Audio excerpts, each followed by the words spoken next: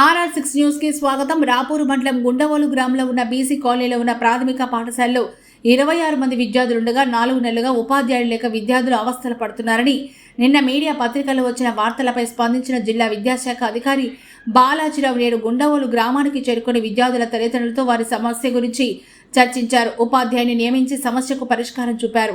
పిల్లల్ని పాఠశాలకు హాజరయ్యేలా చూడాలని తల్లిదండ్రులకు విజ్ఞప్తి చేశారు. రేపటి నుంచి ప్రతిరోజు ఉపాధ్యాయుడు మీ పాఠశాలకు హాజరై పాఠాలను బోధిస్తున్నారని, మీ పాఠశాలకు ఏ సమస్య వచ్చినా నాకు చరవాణి ద్వారా సమాచారం ఇవ్వండి విద్యార్థుల తల్లిదండ్రులకు భరోసా కల్పించారు. ఈ కార్యక్రమంలో మండల విద్యాశాఖ అధికారి ఎన్ శ్రీనివాసులు, విద్యాశాఖ సిబ్బంది పాల్గొన్నారు.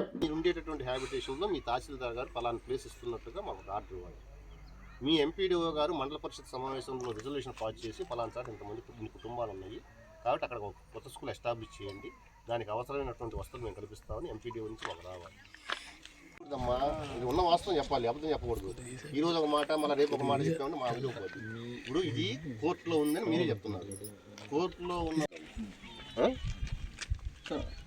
మాజీ సర్పంచ్ నమస్తే అమ్మా, బాగున్నారా? నా నెంబర్ తీసుకోవాలి.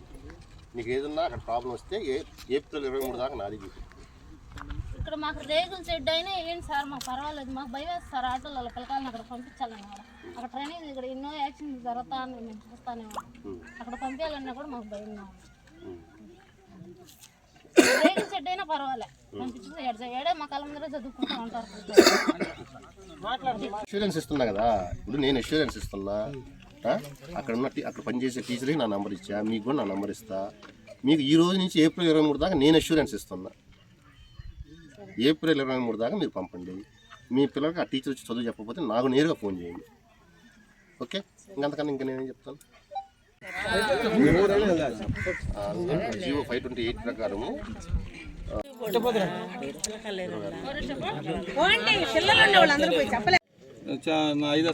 5 సంవత్సరాల నుంచి ఇష్యూ ఉంది కాబట్టి 5 నిమిషాల్లో తెలియదు కదమ్మా.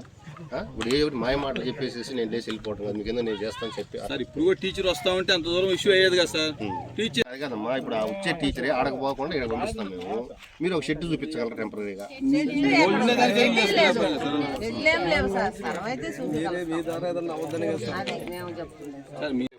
మళ్ళీ రేపు అయిపోతే ఎల్లుండి అయిపోతుంది అనేది అది మళ్ళీ చెప్పినా కూడా అబద్ధం చెప్పినట్లు అవుతుంది.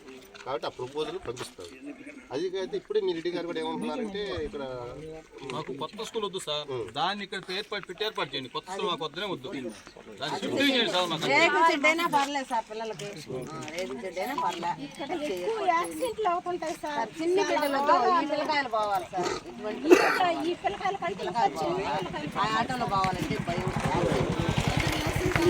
అదే కదమ్మా, మీరు ఏమైనా టెంపరీగా ఒకటి ఏదైనా చూపించగలరా?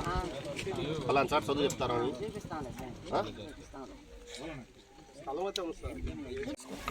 రాపూరు మండలం గుండవోలు గ్రామంలో ఉపాధ్యాయులు సక్రమంగా హాజరు కావటం లేదనేటువంటి విషయం మా దృష్టికి రావడం వలన ఈరోజు పాఠశాలను సందర్శించడం జరిగింది. వాస్తవంగా ఈ గుండవోలు బీసీ కాలనీలో అక్టోబర్ 31వ తేదీన పనిచేస్తున్నటువంటి ఉపాధ్యాయులు రిటైర్ అవ్వటం జరిగింది. ఆ తదుపరి మండల విద్యాశాఖ అధికారి గారు ఆల్టర్నేట్ అరేంజ్మెంట్గా సిఆర్ఎంటీని పంపడం అనేది జరుగుతూ ఉంది. అయితే డిఫరెంట్ యాక్టివిటీస్ వలన ఒక్కొక్క సందర్భంలో సిఆర్ఎంటీ ఉదయం వచ్చి మధ్యాహ్నం దాకా ఉండి మధ్యాహ్నం నుంచి క్లస్టర్ మీటింగ్ అని అలా వెళ్ళారని గ్రామస్తులు కంప్లైంట్ ఇవ్వడం జరిగింది.